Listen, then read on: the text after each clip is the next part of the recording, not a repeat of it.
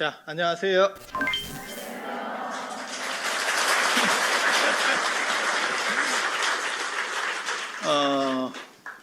개인적으로 사실은 조금 여러 가지 말씀을 드리고 싶었는데 어른 스님들이 앞에 계셔서 저 이거 보고 되게 재밌었거든요. 사실 이거 다 보셨죠? 이 수륙제 할 때 이렇게 보면 어린이를 위한, 그 다음에 청소년을 위한, 그 다음에 청년을 위한 뭐 이렇게 지난주에 우리 해주 스님 오셨었는데 그때도 오셨었나요? 네. 개인적으로는 제 석사 때 지도 교수님입니다. 그리고 정년하신 지도 되게 오래됐고, 아니 여기에 저랑 인연 있는 분들이 제법 많이 지금 계세요. 네, 그래서 그런데 제가 알기로 정년한 지 꽤 됐거든요. 그래서 아기 어린이랑 관계가 있겠나, 내가 곧 아기 어린이로 태어날 뿐입니다. 지금 끝까지 가신 분인데 이게 대화가 되겠나 이런 생각을 했거든요. 그리고 그 다음 주에 보니까 이게 사회초년생 우리 또 종봉 큰 스님이 초년생 이게 되나, 그러다가 생각한 게 나는 되냐 이 생각을 했거든요. 그래서 청소년 뭐 이렇게 써 있어도 청소년 안 올 거라고 생각했습니다. 크게 뭐 그렇게 큰 기대는 하지 않았고요. 그래서 마음만 청소년도 조금 간헐적으로 섞여 있고 마음만 청소년들을 위해서 이 수륙제라고 하는 게 개인적으로 저도 수륙제를 조금은 압니다. 이유는 뭐냐면 저희 교구에 사마사가 있기 때문에, 그래서 내용들을 그런 쪽도 제가 조금 이렇게 본 게 있었어요. 그렇게 해서 천지명양 수륙제에서 모든 기운이 다 화합하는, 사실 오늘날 같은 시대에는 가장 중요한 의미가 있는 거 아닌가 싶어요. 그러니까는 단순히 돌아가신 분뿐만이 아니고 예전에 이게 나누는 방식이 되게 재밌거든요. 그러니까 천지로 하나 나누는 거고, 천지로, 그 다음에 물과 바다로, 그러니까 수륙이니까 묻하고 바다로 나누는 거잖아요. 물하고. 그러니까 물은 다 연결되어 있다고 옛날 사람들 봤습니다. 그러니까 짠물, 민물에 대한 개념이 없어요. 그래서 물은 다 연결되어 있다라고 봤고, 그 다음에 명계잖아요. 명양이니까 살았거나 죽었거나, 하늘이나 땅이나 천지, 하늘이나 땅이나. 근데 이게 뭐하고 똑같은 거냐면 히랍신화에 나오는 거랑 비슷해요. 히랍신화에 보면 크로노스를 결국 아버지를 이기고 세 명의 자식들이 천하를 세 개로 나누잖아요. 그게 이제 아시다시피 제우스가 어떻게 보면 땅과 하늘 세계까지 커버를 하는 거고, 그 다음에 바다는 포세이돈, 그러니까는 천지, 그 다음에 수륙에 해당하는 게 어떻게 보면 포세이돈이라고 볼 수 있는 거고, 명양에 해당하는 게 하데스, 이렇게. 그러니까 옛날 사람들이 나누는 기준들이 비슷했던 거예요. 단지 왜 죽음이 나오느냐라고 물어보시는 분들이 있는데, 옛날 사람들은 죽은 게 단절된 세계라고 생각을 안 했어요. 그 지금처럼 죽으면 그건 사후세계고 그건 단절이에요 라고 생각하는 거는 사실은 기원 전후에 나오는 생각이고요. 그 이전에는 연결되어 있다고 생각해요. 그러니까 어딘가로 가면 사후세계가 있는 거예요. 우리랑 멀 뿐이지. 그래서 철이산 사이에 오무간지옥이 있는데, 그 오무간지옥뿐만이 아니고 팔대지옥, 파란지옥, 그러니까는 팔열지옥, 파란지옥 이런 거에 다 있는데, 그게 어디냐면 수평세계에 존재하는 거예요. 우리로부터 먼 바깥쪽 세계 에 존재하는 거예요. 그래서 생암지옥이라는 말도 가능하고, 불교에도 있는 얘기예요. 그러니까 산채로 지옥에 떨어진다. 안 죽었는데 어떻게 떨어져요? 연결세계라고 생각해서 그런 거예요. 그리고 히랍신화도 보면 헤라클레스도 그 하데스 세계를 왔다 갔다 합니다. 그래서 가서 케로베로스라고 머리 3개 달린 개, 그게 나중에 이제 해리포터와 마법사의 돌에서도 나오는 거죠. 머리 3개 달린 애. 그래서 그런 애도 이제 좀 잡아서 때려주고 떼찌떼찌 해주고 오고, 뭐 이게 가능한 게 다 연결세계라고 생각해서 그래요. 그리고 그게 이제 분절되는 거는 기원 전후쯤 돼야 그래서 그게 이제 기본. 그래서 같이 삶과 죽음이라고 하는 게 같이 연결돼 있다라는 거고, 그리고 중국에서는 이게 이런 게 만들어지는, 이런 의식들이 만들어지는 게 남조 시절에 만들어져요. 육조 시절에, 육조 남조에서. 그리고 그때 양자강을 중심으로 양자강, 그 다음에 회수라고 하는, 정확하게 말하면 회수라고 하는 강이에요. 그 회수를 중심으로 강남 강북이 전쟁 상황에서 대치하고 있었어요. 그게 이제 그리고 거기를 육조 시대라고 합니다.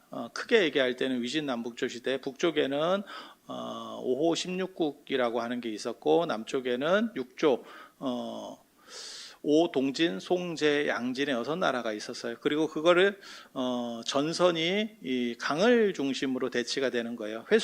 회수라고 들어보셨는지 모르겠는데, 단순히 들으면 회수가 뭐지? 이렇게 생각할지 모르지만 어른들은 이제 들어보면 바로 아는 내용이에요. 뭐가 있냐면 귤이 회수를 지나면 탱자가 된다. 그게 회수입니다. 그러니까 중국으로는 거기서부터 기웃대가 약간 바뀌어요. 기웃대가 약간 바뀌어요. 그래서 회수를 중심으로 그렇게 틀을 놓고, 한국전쟁으로 말하면 낙동강 전선이라고 생각하시면 됩니다. 그래서 강에서 사람이 많이 죽었어요. 그렇게 죽은 분들에 대해서도 원혼을 좀 달래야 될 필요가 있고, 산 사람 죽은 사람 할 거 없이 모두가 화합해서 억울한 것도 없고 맺힌 것도 없이 전체가 풀렸으면 좋겠습니다 라고 하는 게 사실은 수륙제의 의미입니다. 그거는 조금 더 안쪽으로 들어가면 한나라 때 만들어지는 동중서의 한나라 무제 때 천인감응설이라고 하는 것 때문에 그래요. 인간들도 서로 기운이 뭉쳐있고 막혀있으면 조금 이렇게 이 세상과 감응을 하는 과정에서 조금 안 좋아진다는 얘기예요. 이 세상 사는 게. 그래서 안 좋아지는 게 외부 환경으로 나타나면 무슨 재난이 내리는 거죠. 요즘으로 말하면 근데 진짜 재밌지 않아요? 저도 되게 재밌었는데, 제가 얼마 전에 중국 갔었는데 송이가 나오는데 더워요.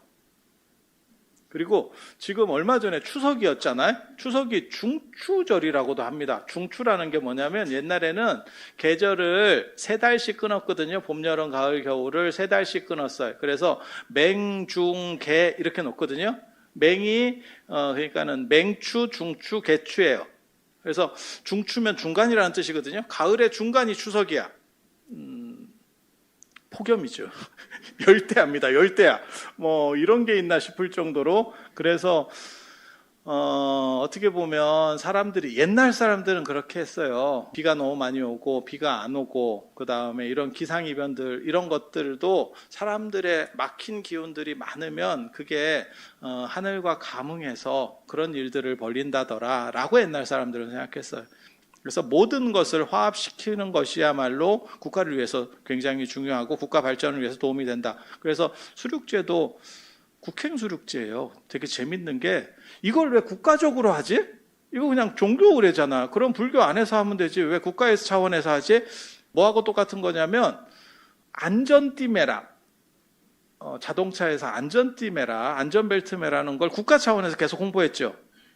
사실 거기서 가장 많은 돈을 버는 사람들은 보험회사입니다. 그렇지 않아? 안전띠를 많이 매서 사람이 크게 많이 안 다쳐요. 그럼 보험회사에서 버는 거예요. 그런데도 불구하고 왜 국가 차원에서 그런 것들을 캠페인을 계속 해줬을까요? 그게 단순히 보험회사의 문제를 넘어서서 국가적으로도 이익이 되는 거죠. 사람들이 많이 다치면 거기서 끝나는 게 아니고 그게 장애인 발생도 되고, 결국 국가 예산을 많은 부분이 복지 예산이 더 할애돼야 돼요. 그래서 언뜻 보기에는 보험회사를 도와주는 것 같지만 실제로는 그게 이익이 되는. 그래서 불교의 수륙제도 마찬가지예요. 언뜻 보면 이게 왜 국가 행사여야 돼요? 하지만 모든 막힌 기운들이 다 풀려서 화합이 되면 그거야말로 국가적인 역량이 훨씬 강화되고 발전에 도움이 된다라는 생각을 했던 거예요. 그래서 그렇게 존재하는 거고, 오늘날에 이게 굉장히 중요하다는 생각을 하거든요. 제가 살면서 오늘날 같이 쓸데없이 첨예화되어 있는 세상을 본 적이 없는 것 같아요. 제가 살아온 바로는. 그래서 예전에도 뭐 이념 갈등도 있었고 별게 다 있었어요. 근데 지금처럼 첨예하게 서로 죽일 듯이는 안 했던 것 같아요. 지금은 남녀 갈등도 있고요. 남녀 갈등도 있고, 정치권도 막 엄청난 갈등 속에, 예전에는 저렇게까지 죽이자고는 안 했었거든요. 뭐 여당 야당을 얘기하는 게 아니에요. 서로 간에 어느 정도 룰들이 좀 있었는데, 그래서 전에 정치인 만나니까 누가 그런 얘기 하던데, 스님들은 사실 조계종의 특징 중에 하나가 잘 싸웁니다. 굉장히 전투적이에요. 여러분 몰라서 그래. 임재종이 원래 활발하기 때문에, 그리고 남성 집단이라서 주기적으로 한 번씩 이렇게 뭘 터뜨려 줬어요. 되게 재밌어요. 무협 영화가 홍콩에만 있지는 않았다더라. 뭐 이런 게 있었거든. 이런 게 있었어요. 되게 재밌는데, 아니 근데 저는 그게 그렇게 나쁘다는 생각은 안 해요. 왜냐하면 그게 임재종의 기질이에요. 그게 이제 잘만 되면, 우리식으로 말하면 그거지. 마치 한국 사람 기질도 마찬가지인데, 2002년 월드컵 때, 벌써 옛날 얘기입니다. 2002년이면 진짜 청소년한테 얘기하라 했는데 청소년 태어나기도 전 얘기 지금 하고 있는 거예요. 근데 여러분들 같은 경우는 2002년이 엊그제 같죠. 그게 슬픈 거예요. 그게 인생이 슬픈 건데, 월드컵 때 전 세계가 놀랐던 것 중에 하나가, 저렇게 미친 듯이 응원하는 나라가 있을까에 대한 거거든요. 그게 한국인의 어떻게 보면 기질이에요. 약간 불광동 휘발유 같이 쫙 올라오는 그런 기질이 있어요.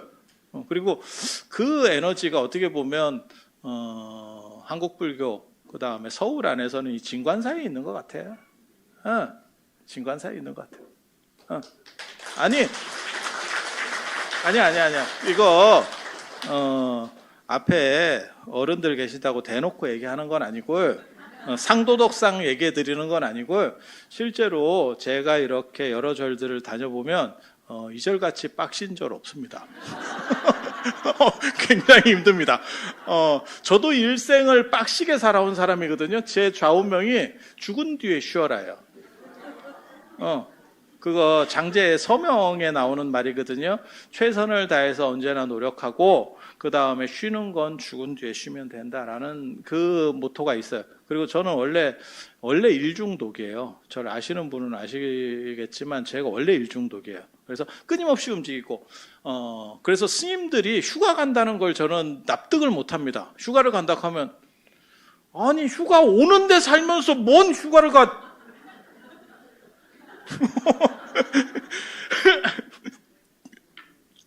이렇게 말하면 꼰대입니다. 그래서 뒤에서만 꿍시렁거리지 앞에서는 얘기를 못해요. 차마 어떤 일을 당할지 모르기 때문에. 저는 실제로 그렇게 생각을 하면서 사는 사람이에요. 유기체라고 하는 것은 움직일 수 있을 때 움직여야 돼요.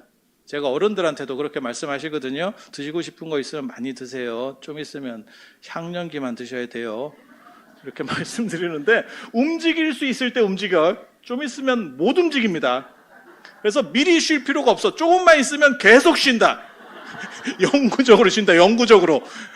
그래서 아니야. 별로 좋아할 일 아니야. 별로 좋아할 일 아니야. 그래서 저는 개인적으로 열심히 사는 사람을 좋아하고, 그 동양 철학의 기본적인 모토 중에 하나가 있어요. 주역의 건쾌에 보면 저는 그 구절을 굉장히 좋아하거든요. 천행건 군자의 자강불식이라고, 하늘의 움직이는 언제나 굳건해서 계속해서 쉬지 않고 계속 움직인대. 하늘의 움직임이라는 게 원래 그런 거잖아요. 그런 것처럼 군자는 스스로 굳세어서 쉬지 않는다. 계속 움직이면서 무언가 일을 벌려간다라고 하는데, 여기는 우리 군자는 아니고 군녀 스님들이 많이 사시는 데가 아닌가 싶어요. 진짜 여기 노동력으로만 따지면 제가 보기에는 여러분들이 속해 있는 이 절은 진짜 대단한 거예요. 여기 밤만 해도 진짜 조계종이 어떻게 보면 우리나라 전체 종교를 리드할 겁니다. 목사보다 빡신 것 같아요. 여기는 사람들 갈아 넣죠. 여기는 우리 스님들을 갈아 넣고 있어요. 그렇게 하는 것 자체가 사실은 불교에 어떻게 보면 불교의 수행이라는 체계도 있고 포교라는 체계가 있는 거예요. 그 포교 때문에 지금 오늘날 불교가 살아있는 거예요. 제가 늘상 말씀드리는 거 있어요. 부처님은 6년 동안 수행하셔서 깨달음을 얻으셨고 45년 동안 교사로서 끊임없이 걸어다니면서 중생제도를 했고 그 45년 때문에 오늘날 불교가 남아있는 겁니다. 그래서 지금 여러분들이 이 복된 도량에 오시 이 인연이야말로 사실은 굉장히 소중한, 그리고 여러분들이 가까이 계시는 스님들이야말로 시대를 넘어서는 큰 스님이 아닌가라는 생각을 해봅니다. 아니 이건 진짜 솔직한 얘기예요. 제가 솔직한데 약간 아부 같죠? 근데 제가 진짜 여러 절들을 많이 다녀봐요. 근데 여기같이 열심히 사는 데는 없어요. 제가 보기에는 열심히 사는 걸로만 따지면 거의 1등입니다. 그래서 그거 굉장히 어려운 일이에요. 굉장히 어려운 일이에요. 그리고 그거는 소신과 관련되고 목적과 관련되는 거예요.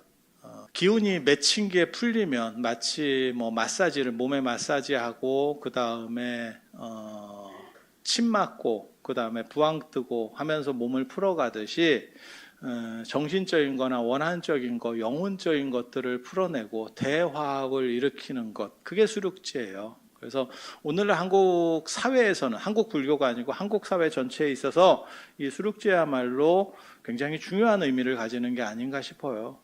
지금 우리나라가 이제 고성장에서 끝나고 저성장으로 이렇게 내리막길을 걷고 있거든요.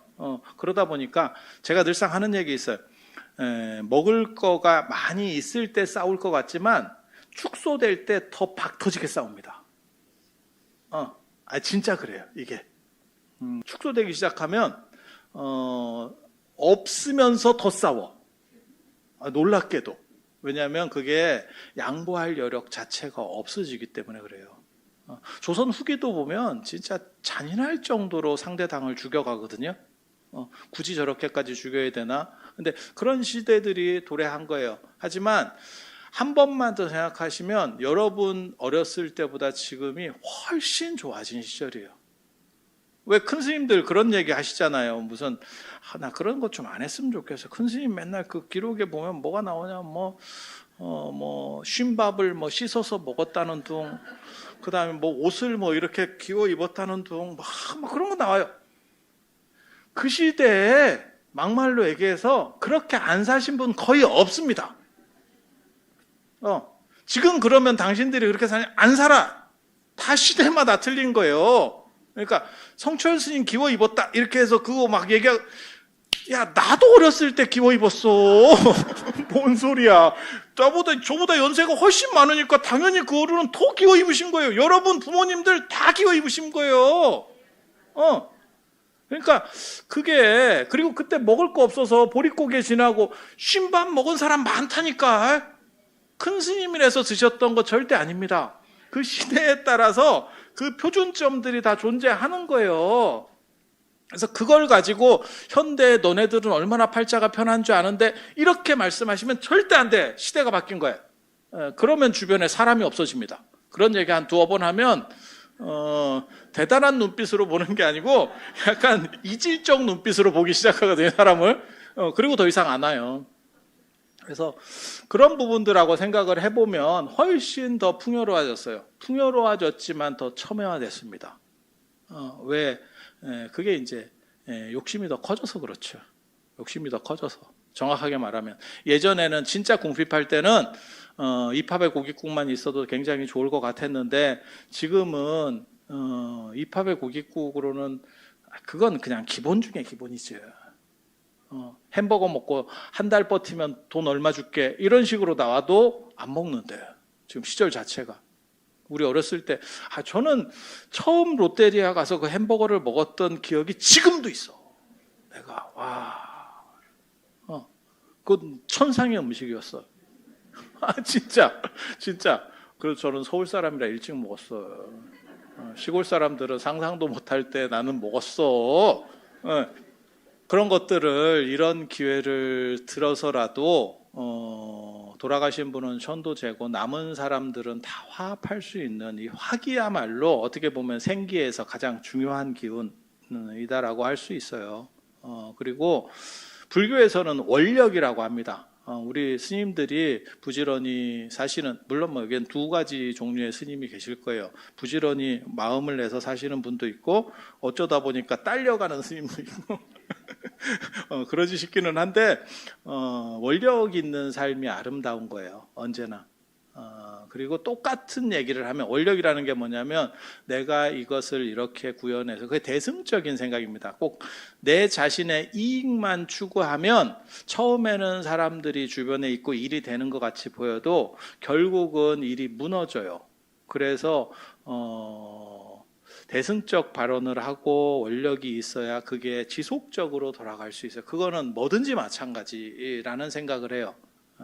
공공성이라고 하는 것은 사람이 결국은 뭐 세상을 사는 데 있어서 돈도 중요하고 뭣도 중요하지만 공동의 목적이 있느냐라고 하는 것은 엄청나게 중요한 일이에요. 그리고 오늘 주제와 관련해서 사실은 제가 말씀드리려고 하는 것도 목적 있는 삶이라고 하는 거예요. 사람들이 잘 모르는 것 중에 하나가, 제가 여러 번 말씀드렸는데도 저에 대해서 기대를 하시는 분들이 있더라고요. 그래서 저는 뭐 공부를 열심히 하고 태어나서 제가 지금까지 살면서 공부한다는 생각이 없습니다. 까놓고 얘기해서. 그래서 제가 어렸을 때 공부를 못했습니다. 진짜 못했어요. 단 저는 특징이 뭐냐면 제가 먹을 때도 그렇거든요. 제가 굉장히 편식을 해요. 그러니까 내가 좋아하는 거는 계속 하고, 그리고 그 좋아하는 거는 동네 거의 짱 먹을 때까지 올라갑니다. 게임을 해도 그렇고 뭘 해도 그렇고 나는 이게 좋아. 그러면 그거를 계속해서 주변 사람들보다는 훨씬 잘할 정도까지는 올라가요. 그러니까 한 번만 꽂히면 글로 가는 거예요. 그래서 제가 게임을 지금도 못해. 어렸을 때 제가 진짜 잠이 많았는데 저희가 오락실 첫 세대입니다. 그래서 제가 그런 얘기 하거든요. 만약에 내가 조금만 늦게 태어났으면 나는 프로게이머가 됐을 수도 있다. 이런 얘기 하거든요. 아니 가능성이 있는 얘기예요. 오락실 첫 세대였는데 너무너무 그게 재밌었어요. 진짜 지금으로 말하면 공짜로 해도 재미없는 그런 단순한 게임이었는데 그 당시에는 그게 미친 듯한 게임이었어요. 그리고 저희 아버지가 사업하시고 상황 파악을 잘 못하셔가지고 저한테 용돈을 많이 줬어요. 제가 늦자식이다 보니까 큰형 기준에 맞춰서, 근데 큰형이 저보다 9살이 많아. 그래서 그쪽에 용돈을 맞추니까 제가 고등학교 때까지 전교에서 용돈이 제일 많았었어요. 그 얘기는 뭐냐? 미친 듯이 지를 수 있다는. 야, 오락실 정도면 내가 진짜 엄청나게 지를 수 있는 그런 상황이 된 거예요.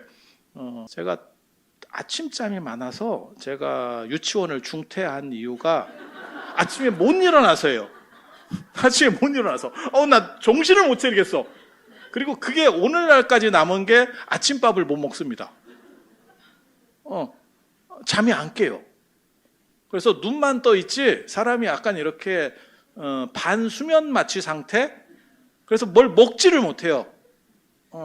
그런 식으로 살았는데 그래서 학교도 늘상 지각하거나 뭐 이렇게 진짜 태만하게, 그리고 저는 결석을 해도 뻔뻔합니다. 굳이 이거 뭐 재미없는데 이러면 안 가도 돼. 조금 달라. 막 이유를 붙이고 우리는 그런 거 잘 안 해요. 가기 싫으니까, 이유가 뭐냐면 가기 싫은 거야. 그게 이유야. 그래서 제가 전에 그런 얘기 안 해드렸나요?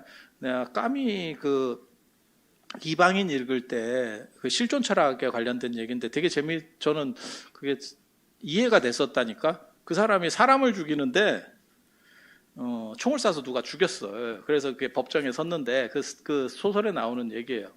근데 왜 죽였습니까? 이랬더니 태양빛이 너무 눈이 부셔서 그래서 그냥 땡겼어요 라고 하는 거예요. 인과가 없어.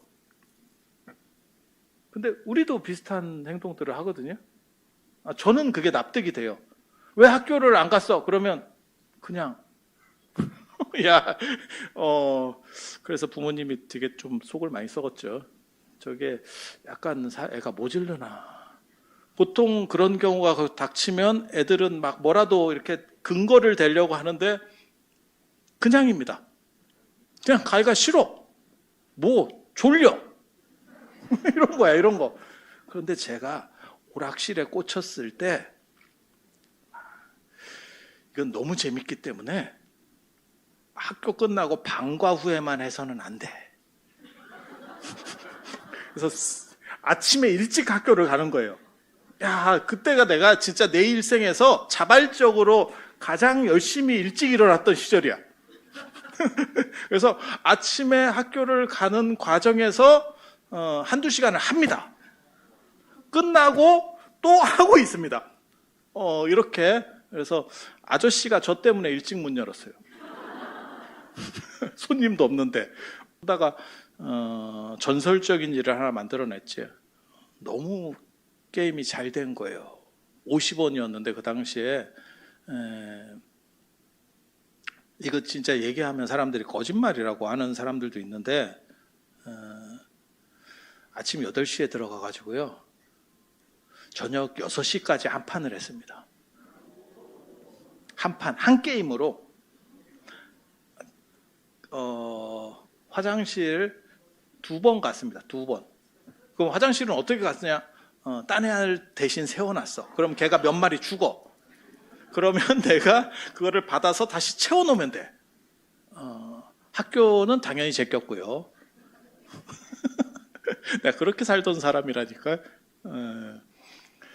그러다가 무슨 생각이 들었냐면 중학교 3학년 때 제가 이제 각성을 하기 시작하거든요. 이렇게 그지같이 살다가는 평생 병풍 인생이 되겠다. 야, 이게 뭐 그 당시에 프로게이머가 있었으면 그게 내 길이다 이랬을 수도 있어, 진짜. 근데 그 당시에는 그런 게 없었어. 그래서 야, 이거 너무 그지같이 사는 거 아니야? 이거 해도. 그리고 그때는 제가 또 복권을 많이 살 때예요. 난 될 것 같아. 뭔가 될 것 같아. 인생은 이렇게 뒤집는다. 제가 아마 고등학교 1학년 때까지 복권 사다가 복권 안 샀을걸? 그 뒤로는 생각이 좀씩 바뀌어가거든요. 복권을 왜 사느냐? 돈이 많다니까. 돈이 많다니까. 그냥 유흥비로 써가지고는 돈이 충분해요. 그래서 복권도 사보고 뭐 이렇게 그냥 다 여러 가지를 해봤어요. 그런데 중학교 3학년 때 무슨 생각을 했냐면 공부는 못하고 하기도 싫고, 그리고 하기 싫은 거를 못했을 때 부끄러움이 없어요. 제 특징 중에 하나인데. 그래서 제가 얘기하잖아. 나는 초등학교 2학년 때 가를 맞아본 사람이다. 가를 맞아본 사람이다. 그리고 가를 맞은 거에 대해서 창피한 걸 생각을 안 했다. 초등학교 저학년 때 가를 맞는 거는 수 맞는 것보다 훨씬 어려워요. 결손 가정 외에는 없었습니다. 반에 없었습니다. 그게 나예요. 진짜. 그래서 무슨 생각했냐면, 이거 따라가지도 못하겠고, 그때 무슨 생각을 했냐면, 이걸로는 안 되겠다. 그리고 공부를 조금 해보려고 그랬어. 안 되더라고. 왜? 재미가 없어요. 그래서 저는 그렇게 얘기하거든요. 젊은 사람들, 저희 누나가 하루는 저한테 얘기했어요. 네 조카한테 스님이 조카한테 좀 공부하라고 좀 얘기 좀 해줘. 이렇게 막 그렇게 간절하게 얘기를 하더라고. 근데 나 초등학교 때 가맞은 걸 자기가 아는데 무슨 쓸데없는 소리를 하나. 내가 처음에 이랬는데, 그래서 가보라고 이렇게 해서 내가 둘만 남겨놓고 애만 남겨놓고 내가 뭐라 그랬냐면, 하기 싫으면 하지 마라. 내가 그랬어. 하기 싫은 거 억지로 하는 거 아니다. 세상은 하고 싶은 것만 하고 살아도 충분하다. 괜찮다. 단 책임을 네가 질 수만 있으면. 저는 그때 제가 중학교 3학년 때 각성을 한 게 뭐냐면, 나는 공부가 내 길이 아닌 것 같다. 못 이기겠어. 좀 해봤는데 같은 시간을 해보니까 쟤를 못 이기겠어. 게임도 그런 거 있어. 게임도 나중에 내가 접게 된 이유가 더 이상 안 되는 한계가 있어요. 동네 짱입니다. 동네 짱인데 그 이상은 못 올라가겠어. 이게 있어. 여러분이 수영을 하든 무슨 골프를 배우든 다 마찬가지. 어디까지는 올라가는데 딱 내가 이거를 그러니까 계산이 딱 쓰는 거예요. 이 계산이 없는 사람은 진짜 못하는 사람이에요. 이 계산이 뭐냐면 내가 시간 투자를 얼마를 더 하고 돈을 얼마를 더 갖다 박으면 요 다음 단계로 넘어가겠다는 계산이 떨어지면 그나마 하는 사람입니다. 되는지 안 되는지도 모르고 그냥 계속 가는 사람은 진짜 못하는 사람이에요. 그런데 아무리 계산을 해도 그 다음 단계까지는 못 가겠는 거예요. 그래서 공부도 딱 애들하고 비교해 보니까 안 돼. 쟤 못 이기겠어. 근데 반에도 못 이기는 애들이 지금 나보다 잘하는 애들이 굉장히 많은데, 그러면 전국적으로는 저는 제가 얘기하지만 제가 8학군 출신이에요. 그래서 공부 잘하는 애들이 진짜 있었다니까. 많았었다니까. 생긴 거는 내가 8학군 같이 안 생겼잖아. 내가 약간 동남아 같이 생겼잖아. 그래서 내가 살쪄가지고 약간 부티난다고 사람들이 하더라고. 그전에는 맨날 뭐 베트남 뭐 이런 거 이런 거 했었는데, 그래서 무슨 생각을 했냐면 이거는 내 길이 아닌 것 같다. 그렇지만 다른 방식으로 무언가 대체할 수 있는 게 나한테 존재할 거다. 그리고 그게 제대로 없다면 살아서 뭐 하겠나. 이 생각은 계속 가지는 생각이에요. 나중에 출가하고 나서도 그냥 병풍같이 살 거면 그냥 게임을 끝내고 다시 시작하는 게 지지치고 나가는 게 안 낫겠나, 이런 생각을 우리는 하거든요. 그래서 그때 뭘 했냐면, 그때 중학교 3학년 때부터 뭘 했었냐면, 그때 도교, 불교, 유교, 도가 이런 거를 공부를 했어요. 그때 아무도 안 하고 그런 거를 사람들이 다 별로 대단하게 안 볼 때예요. 잘 해놨지. 지금 생각해 보니까. 그래서 제가 해주 스님이 제 지도 교수님이라 그랬잖아요, 석사 때. 근데 해주 스님이 한 얘기가 지금까지 기억나는 거, 수업 시간에 얘기한 거 한 개도 기억 안 나고요. 2개 기억납니다. 제가 그때도 약간 이렇게 좀 아는 소리를 했거든. 그랬더니 스님이 뭐라고 얘기하냐면, 아마 비구니 스님이 지도제자였으면 아마 되게 뭐라 했을 거예요. 근데 제가는 비구라서 그나마 참으면서 이 어른이 얘기한 거야. 뭐라고 얘기했냐면, 그렇게 스님이 아는 게 있으면 말을 하지 말고 논문을 쓰세요. 논문을 써서 인정을 받으세요. 그래서 그 뒤부터 제가 논문을 썼어요, 실제로. 그래서 내가 우리나라 인문학자 중에서 제일 많은 등재지에 논문을 낸 사람이 나라니까. 그게 그러니까는 그냥 뒷방 얘기만 계속 하지 말고, 네가 그렇게 생각이 있으면 정리를 해서 그 바탕에서, 쉽게 말해서 전문가들한테 인정받도록 해봐야 써요. 그리고 또 하나가 뭐였었냐면, 제가 수업 들으면서 이렇게, 제가 딴짓을 또 많이 해요, 수업 시간에. 제 특징이 굉장히 이렇게 집중력 있게 선생님 말씀을 들을 것 같지만 그렇지 않습니다. 상당히 산만합니다. 그러다가 뭐 물어보면 제가 대답은 또 잘해요. 대답은 잘해. 그때 해주 스님이 한 얘기가, 나중에 이르지 마세요. 뭐라고 얘기했냐면, 스님은 그렇게 사람들을 알로 보는 눈빛을 하지 말라고. 내가 그때도 그랬었나 봐. 뭐라고 얘기하냐면, 교수를 알로 보는 것 같대. 학생인데. 너희들이 뭘 알고 있어? 이런 식으로 보는 것 같대. 근데 그게 생각이 없었던 건 아니야.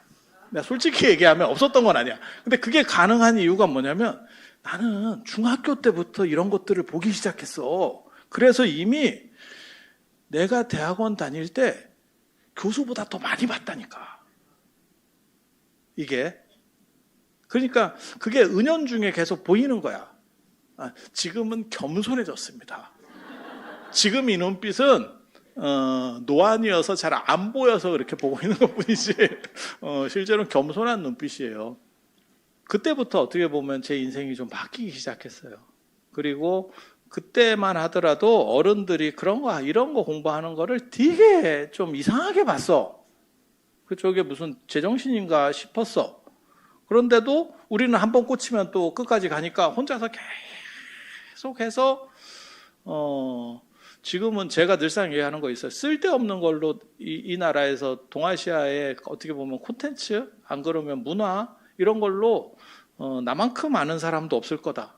그리고 제가 불교 쪽에는 이런 식으로 교만한 얘기를 합니다. 내가 모르면 한국에서는 모른다. 이거 미친 자신감인데 괜찮아요. 그런 정신으로 살아. 그런데 이게 뭐냐면 무엇을 잘할 수 있는가를 스스로 찾는 거고 그 다음에 목적이 있느냐예요. 목적이 있느냐. 나는 그냥 병풍으로 살기가 너무 싫었어. 주목받지 않는 저는 원래부터 제가 약간 관종과거든요. 저는 트럼프를 좋아하는 사람이고 일론 머스크를 좋아하는 사람이에요. 우리 관종계의 대부들이잖아. 80 먹어서도 그런 관종짓을 할 수 있는 게 쉽지 않습니다. 정상적으로 계속 관종들도 한 60 넘어가면 그게 쉽게 못합니다.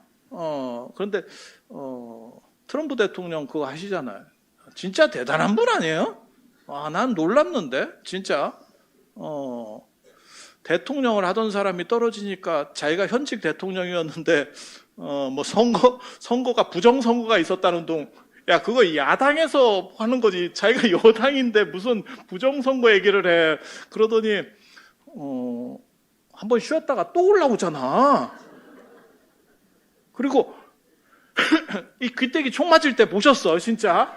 그 짧은 시간에 총알이 스쳐갔다고 생각해봐요. 정신이 없어요. 보통 사람도 그때 손을 들고 이게 가능한 리액션인 줄 아세요?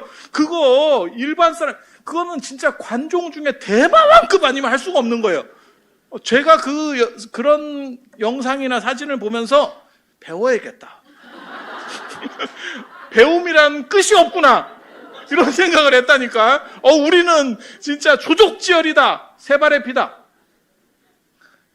제가 보스턴인가 미국에 갔을 때 진짜 대단한 걸 봤다니까. 건물이 이렇게 큰 게 있는데 거기에 간판이 우리도 그런 뭐 LG나 뭐 삼성 이런 건물들 보면 삼성 이렇게 써 있잖아요. 거기에 뭐라고 써 있었냐면 트럼프 이렇게 간판이 써 있어. 그래서 내가 설마 아닐 거야. 뭐 다른 회사가 있나? 트럼프라는 회사가 있나? 그래서 제가 가이드한테 물어봤어요. 설마 저 트럼프가 그 트럼프는 아니겠죠? 그랬더니 그 트럼프입니다. 직원물이라고 건물에다가 이름을 진짜 엄청나게 크게 써놓은 거야. 광고판 붙여놓듯이. 존경스럽고요. 존경스럽고요. 그래서 사람마다 성향이 다를 수는 있어요. 그래서 관종이면 한번 드러나고 싶어 하는 성향을 갖는 게 맞고, 그리고 그 부분에 대해서는 끊임없이 노력해야 돼요. 노력이 없이 빛나는 거는 진짜 복이 있는 사람만 가능해. 복이 있는 사람만 가능해. 그리고 그 복이 있는 데까지 가기 위해서는 전에 노력을 했거나 안 그러면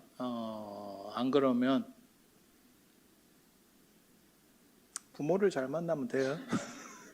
이런 얘기는 좀 그런데 부모 잘 만나면 돼. 근데 내가 내 자신을 되돌아봤을 때 우리 부모님이 요번 경기에서는 약간 잘못 만난 것 같다. 그러면 노력해야죠. 노력하라는 뜻이야. 노력하라는 뜻이야. 행복은 성적순이 아니잖아요. 이거 우리 어렸을 때 그 영화 그 다음에 소설 이런 것 때문에 아주 유명한 얘기였는데 멈추면 비로소 보이는 것들 뭐 이런 것처럼. 멈추면 비로소 보인다는 뜻이 뭔 뜻인지 아세요? 노안이라는 뜻입니다. 움직여도 보이는 게 정상인 거예요.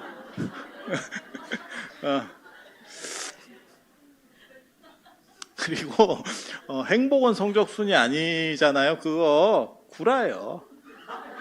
성적순이야. 그리고 그렇게 말하는 사람은 성적순인지도 모르는 거야. 바보 같은 놈들. 100% 성적순입니까? 아닙니다. 99% 성적순입니다. 그리고 그걸 알기 때문에 우리나라가 학령 인구가 줄지만 교육비 지출은 늘고 있습니다. 실제로. 왜? 부모님들이 어떻게 보면 애들 교육에만 안 들여박으면 훨씬 더 넉넉하고 행복한 삶을 살 수도 있어. 그런데 거기에 엄청난 돈이 들어가기 때문에 좀 잘 사는 집 봐봐. 애들이 영어 유치원 가기 시작하잖아요. 몇 백씩 갖다 박아요, 한 달에. 나한테 그리 박았으면 어떤 집은 개한테도 그리 박잖아. 그래서 제가 그런 얘기 하는데 개만토 못한 인생. 저 동대 옆에 가면 그 개병원이 있는데 개 스케일링 뭐 이래가지고 나와요. 그래서 내가 뭐라고 했냐면 나 스케일링 지금까지 살면서 한 번 해봤거든. 개만토 못한 개도 스케일링을 하는 세상인데 이런 개 같은 경우가 있나. 광고판도 무지하게 커. 공부는 성적순이 아니에요. 아닌데 그런 말에 낚이면 인생 골로 가는 겁니다. 그리고 마음이 이뻐야지 뭐 외모는 중요하지 않다. 네가 외모가 아니어서 그런 말 하는 거야. 외모가 중요해. 아이돌이나 연예인들 봐봐라. 다 외모지. 그럼 거기 마음 착한 사람이 거기 뭐 몇 명이나 있어. 딱 보면 그런 애들이 TV에 나와서 그렇지 현실로 옆에서 보잖아요. 훅 갑니다. 와우, 진짜 연예인은 다르네요. 이 말이 여기까지 나온다. 체면 때문에 여기까지 참는 거야.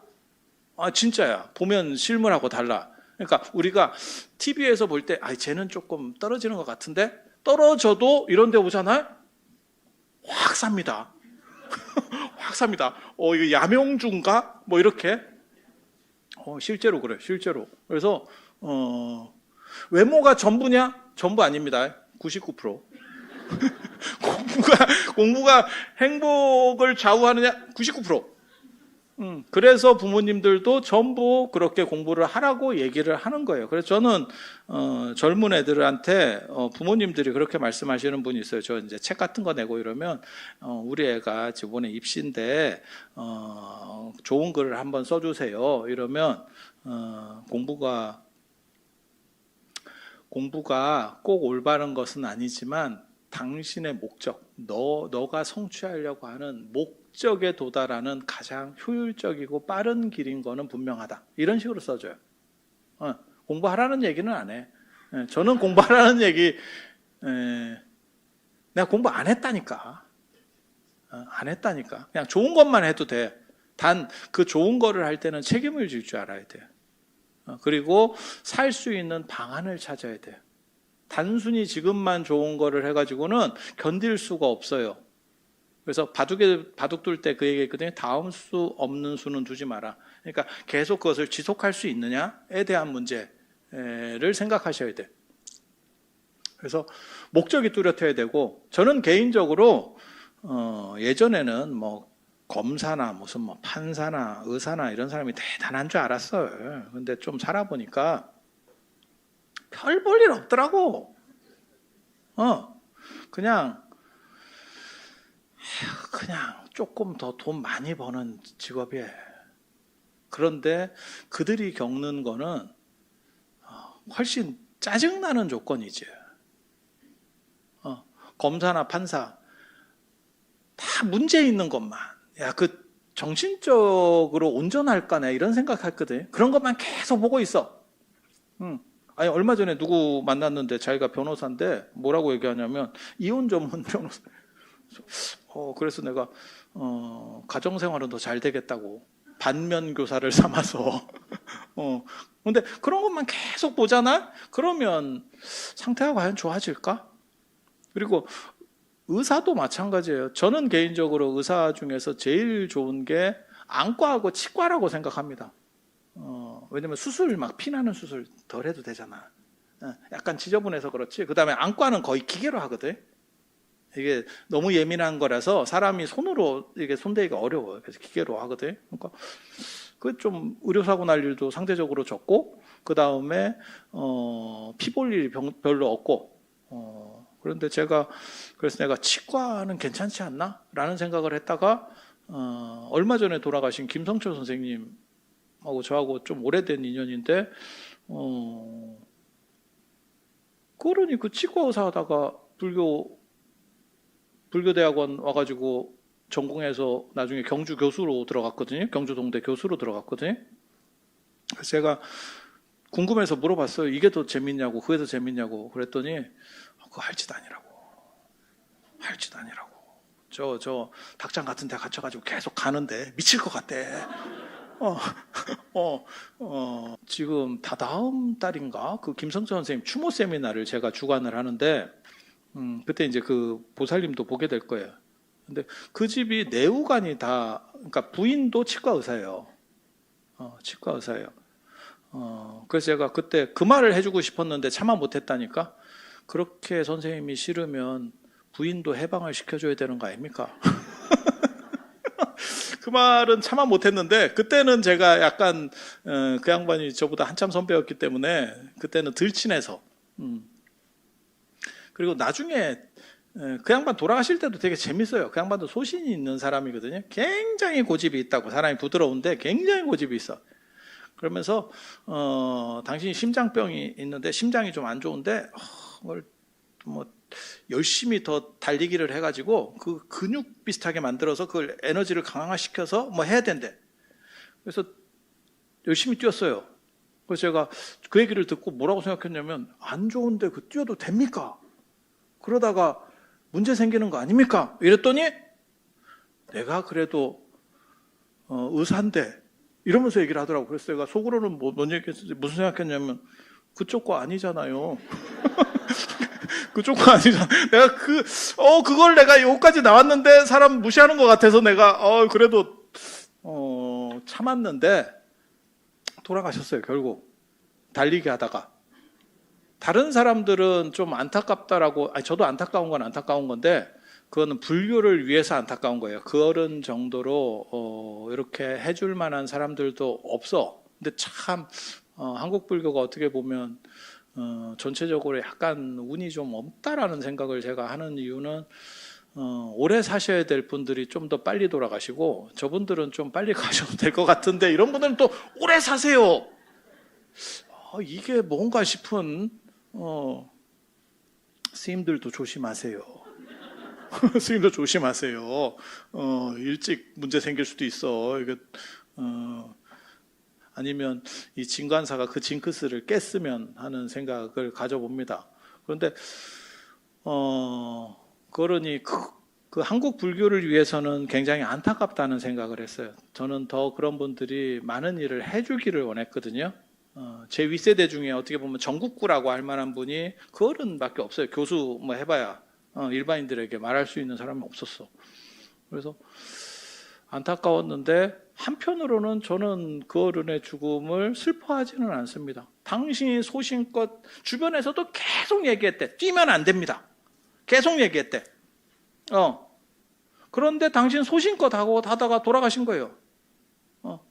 저는 그런 죽음에는 사실은 찬사를 보냅니다. 제가 아는 스님이, 모모 스님이 계신데, 그 어른이 담배 같은 거를 많이 태우셨는데, 나는 그 양반이 멋있게 돌아가실 줄 알았어. 근데 병원 가서 얼마 안 남았습니다, 이 얘기를 한번 듣고 담배를 끊더라고. 나는 그냥 계속 피다 가기를 원했어요. 그게 당신 소신에 맞다라고 생각했어. 멋있는 삶이라고 생각했어. 내가 담배 끊고 그 양반하고 잘 얘기를 안 합니다. 이거 변절자.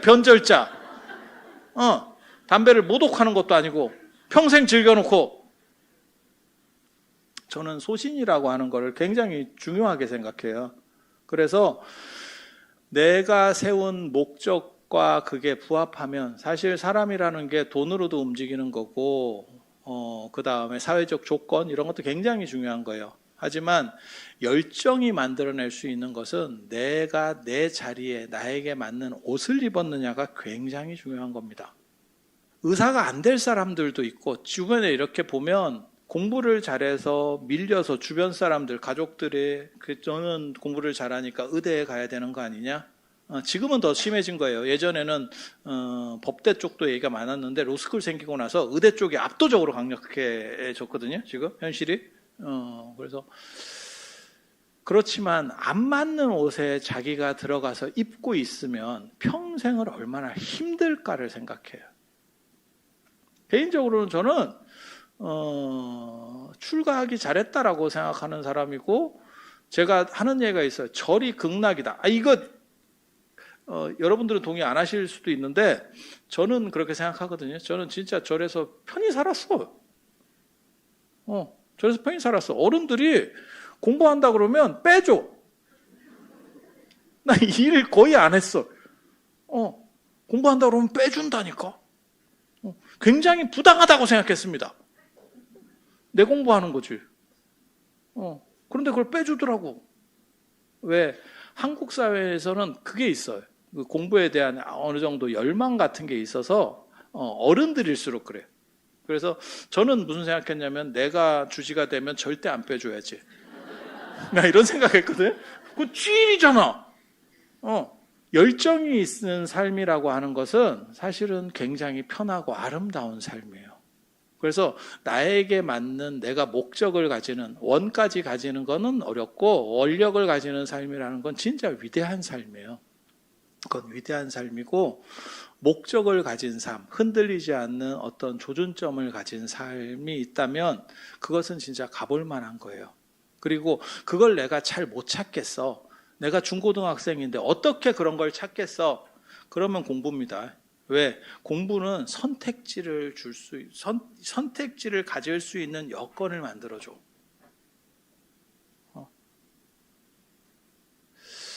사실 슬픈 애들이 누구냐면 저는 그런 사람들 보면 좀 슬프거든요. 아이돌 지망생. 그래서 몇 년 동안 합숙하고 연습했어. 그리고 진짜 나중에는 걔네들이 나이가 먹으면 관절에 무리가 갈 정도로 어떻게 보면 힘든 생활을 했어. 우리가 눈으로 볼 때는 그 딱딱 맞춰서 하는 그 칼군무라고 하는 게 쉬운 것 같지만 무지하게 연습을 한 결과예요. 진짜 어려운 거거든요. 그런데 그 중에서 몇 명만 데뷔하고 대부분은 시작도 못하고 끝나고, 데뷔해도 대부분 그 사이에서 또 도태돼. 현실이 그런 거예요. 현실이. 예. 그러다가 무슨 일이 벌어지냐면 너무 힘들고 경제적으로 어려워지면 나이는 먹고, 그게 다 데뷔할 수 있는 나이가 있는 거예요. 그건 수명이 굉장히 짧잖아요. 아이돌이라고 하는 건 몇 년 딱 가면 끝이지 뭐 어떻게 할 거예요. 그러니까 그게 안 되면 이제 인생이 바뀌는데, 그때 후회하는 사람들이 있어. 후회하는 사람들. 내가 그때 왜 그걸 했을까? 근데 두 가지라고 생각을 하는 거예요. 그렇게 후회할 생각을 할 정도면 너는 거기에 대한 열정이 없는 거예요. 열정이 없는 거예요. 열정에 미쳐 있었다면 나는 거기에 성공하지 못했더라도 후회는 안 남아. 할 만큼은 했어. 내 조건 안에서 진짜 내가 할 만큼은 했어. 라고 떨어지는 거예요. 그리고 그 정도 용기가 없다면 보험을 들어두는 거예요. 보험을 들어두는 거예요. 그 보험이 1차적으로는 공부입니다. 공부가 행복이냐? 행복은 아니지만 행복으로 갈 수 있는 가장 중요한 포인트를 잡고 있는 거예요. 그리고 그 공부는 꼭 학교 공부해야 되냐? 저는 그런 생각은 안 해요. 오늘날에는 진짜 다양한 공부들이 있어요. 그리고 예전에는 진짜 학교 공부만 해야 사람들이 올라갔는데 지금은 진짜 유튜브나 방송에 나오는 사람들 봐. 진짜 별도라이들 다 있다. 폭이 진짜 이게, 저도 내노라는 그런 과였었는데 요즘 너무 초심을 잃어서 사람이 순해졌다. 저희 도반들이 수계받을 때 속퇴 1호로 꼽았던 게 전데 같은 개 받은 사람들의 90%가 나갔고 살아남아 있습니다. 왜? 나는 이게 내 옷에 맞는 일이에요. 내 몸에 맞는 옷을 입고 있는 거예요. 그래서 어떤 사람은 저같이 말하는 걸 놓고 욕하는 사람도 있어. 저는 색을 강하게 얘기를 하기 때문에 대부분 덕담하고 잘 될 거야 이렇게 말하는 거 전 싫어합니다. 잘 될 거야 억번해봐라 잘 되나. 제가 얘기하잖아. 주식 산 사람은 전부 주식이 오르기를 바래. 하지만 떨어져. 하지만 떨어져. 염원으로 되는 게 아니야. 시장의 변동이라는 게 염원보다 센 거요.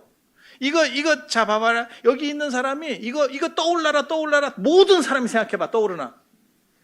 안 떠올라. 안 떠올라. 뭔 소리야. 안 돼. 안 되는 건 안 돼.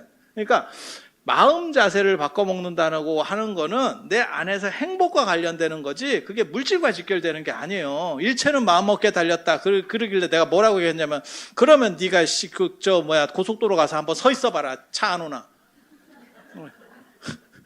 바로 교통사고 나가는 거요. 무슨 차 안 온다. 누구 갖다 세워봐라. 일치의심종가. 안 되는 건 안 돼. 기도도 마찬가지요. 될 거를 해야지. 갑자기 1등을 해주세요. 야, 기도비 10만 원 내고, 자식이 도대체 얼마나 성적이 오르기를 바래. 한 2문제 찍은 거 더 맞으면 됐지. 그럼 좀 한 1억을 내보든가. 자기도 안 믿어놓고는 뭘. 그래서, 공부라고 하는 게 다양한 공부가 있고 내가 즐길 수 있느냐가 굉장히 중요해요. 그리고 젊었을 때는 돈하고 무관할 수 있어. 하지만 어느 시점이 지나면 돈과 관련된 부분이 안 되면 더 이상 영위할 수 없어요. 그래서 제가 맹자의 그 말은 무지하게 좋아합니다. 그게 뭔 뜻이냐면 유항산이 있어야 유항심이 있다고. 항상된 소출이 있어야, 쉽게 말해서 돈이 안 끊어져야 항상된 마음을 유지할 수 있대. 그리고 아무리 사람이 괜찮은 것 같아도 너무 궁핍하면 예의 염치가 없어진대. 장발장 생각하시면 돼요. 그 사람이 도덕적으로 문제가 있는 사람이어서 빵을 훔쳤냐, 너무 상태가 안 좋았기 때문에 그 사람이 예의 염치를 차릴 정도가 안 됐던 거예요. 그래서 내 소신을 계속 지키기 위해서는 뭐가 필요하느냐? 돈이 필요합니다. 돈이 필요합니다. 그거는 결혼해도 마찬가지요. 결혼해도 내 주머니가 있어야 자식 앞에서도 발언권이 달라져. 막말로 얘기해서. 인생이 다 그런 거예요. 참 좋은 거 가르쳐 주지. 저래서 마음을 내려 노락할 것 같지? 아니야. 그 옛날 방식이야, 옛날 방식. 그거 다음 주에 우리 어른 스님 오시면 해줘. 이런 어른 스님들 오시면 박수 치는 거 되게 좋아한다. 그리고 끝날 때쯤 돼서 너무 박수 치면 안 돼. 그럼 길어져. 길어져. 다 룰이 있어. 그렇게 해서 현실적인 부분을 무너뜨리면서 무언가 이상을 추구하는 것도 문제고, 그게 어떻게 보면 부처님식으로 말하면 중도예요. 현실적인 것도 어느 정도 하고 이상적인 것도 맞춰갈 수 있고, 그리고 그 안에서 내가 잘할 수 있는 걸 찾아야 되고 내 목적이 흔들림이 없이 갈 수 있는 것들을 찾아내야 돼. 그리고 내가 그것을 젊었을 때 못 찾는다면 1차적으로는 공부를 하고 있어야 돼. 왜? 그래야 내가 원하는 선택지가 걸렸을 때 공부를 못해서 선택은 하고 싶은데 선택을 못하는 상황이 안 벌어져. 저는 의사 돼 있는 사람들이나 이런 사람들을 대단하게는 안 봐. 왜? 그들이 행복하다는 생각을 잘 안 해. 행복하면 네가 나한테 와서 그 얘기를 하고 있겠냐? 내가 너한테 가서 그 얘기를 듣고 있겠지. 응. 그러니까 돈을 벌어도 돈이라고 하는 게 다 마찬가지예요. 어느 정도 이상 있으면 그것을 통해서 극단적 행복이 더 이상 느려지지 않아. 예. 인생이라는 게 다 그래요. 그래서 기본적인 것들은 깔고 가야 된다. 놀라운 얘기 마지막 해드리면 제가 고등학교를 중퇴하려고 했었어요. 나는 그게 필요가 없다고 생각했어. 고등학교 1학년 때. 왜? 나는 돌을 닦아야 돼. 돌을 닦아야 돼. 그래서 내가 산 밑에 방을 얻어가지고 돌을 닦고 참 진기하지. 진짜 인생 특이하게 살았다. 그때 우리 큰형이 한 말이 두 가지였었어요. 뭘 할지는 모르겠는데 기본은 하고 그만 네 방식을 찾았으면 좋겠다. 그리고 그때 왜 그래야 하냐 내가 물어봤을 때 굉장히 설득력 있는 말을 했어. 내가 쪽팔리다. 내 동생이 고등학교 중퇴라는 게 내가 쪽팔리다. 나를 생각해서 한 얘기가 아니고 내가 쪽팔리다. 내가 어디 가서 말을 못하겠다. 아니 저는 근데 그 말이 제가 설득되는 논리였었어. 설득되는 논리였어서. 그리고 또 뭐라고 얘기했냐면 제가 학교를 안 가니까 무슨 얘기를 했냐면 자거나 뭘 해도 좋은데 가서 잤으면 좋겠다. 가서 잤으면 좋겠다. 근데 그것도 제가 지금도 그 말을 쓰거든요. 바뀌는 게 없는 것 같지만 가서 자면서 바뀌어요. 그래서 제가 그런 얘기 하잖아요. 한국말을 어디서 배웠느냐? 엄마 등 위에 엎혀서 자다가 배웠다. 자다가 배웠다. 그래서 절에도 왜 와야 됩니까? 스님들이 연부를 하는데 뭔 얘기인지도 모르겠고 하고 길기만 하고 이게 절의 가장 큰 특징이 스님이 연부를 하는데 보이는 건 스님 뒤통수만 보여. 오늘 머리를 깨끗하게 미셨네요. 뭐 이런 것만 보여. 알아듣는 것도 아니고 그 다음에 바닥에 앉아있으면 힘들어. 이게 다야. 그렇지만 계속 와서 닦이다 보면 스스로가 생겨요. 마치 어린애 등에 엎혀서 한국말을 배우듯이 아무 생각 없었어. 그냥 엎혀서 다니다가 한국말이 터지는 거예요. 그런 것처럼 절에 왜 다녀야 되느냐? 습이 바뀌어, 습이. 예, 그러니까는 어떻게 보면 관점이 좀씩 틀어지기 시작해요. 그래서 여러분들이 이런 좋은 도량에서 수륙제도 같이 이렇게 참석을 하시고 또 어저께 제가 유튜브를 보니까 이 마당에서 쟁반을 들고 뺑뺑이를 도는 그런 저는 보면서 무슨 생각했냐면 나한테 들으라고 하면 내가 잘 못할 것 같은데 내가 쑥스러우면 나의 몫인가 뭐 이런 생각을 했는데 보는 사람은 재밌었대요. 그런데도 불구하고 오늘 또 이렇게 와주셔서 굉장히 감사합니다. 그 행동들이 여러분의 그 행동들이 여러분들에게 복으로 돌아가고 여러분들에게 가피로 집안에 충만하게 될 겁니다. 그리고 가까운데 이런 좋은 도량을 그 다음에 어떻게 보면 조계 중에서 등수로만 얘기하면 1등을 줘도 될 정도로 열심히 사시는 어떻게 보면 보살의 현대적 화신이라고 생각을 하시고 잘 모셔서 한국 불교가 버팀목이 될 수 있도록 한국 불교의 버팀목이 될 수 있도록 내가 그것을 할 수 있느냐? 여기에 여러분이 동참하고 있다는 것만 가지고도 아마 세월이 지나면 그게 의미가 되고 기록으로 남는 일들이 벌어질 겁니다.